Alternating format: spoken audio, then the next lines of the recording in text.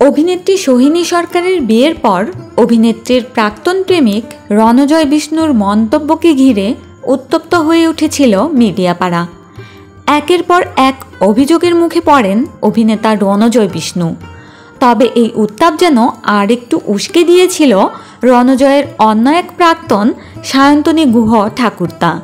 এর পরিপ্রেক্ষিতে রণজয়কে আইনি নোটিশও পাঠানো হয়েছিল।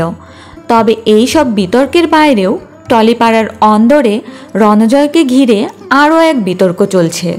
রণজয় বিষ্ণু এবং শ্যামপ্তি মৌলির সম্পর্ক নিয়েও বেশ চর্চা চলছে মিডিয়া পাড়ায়।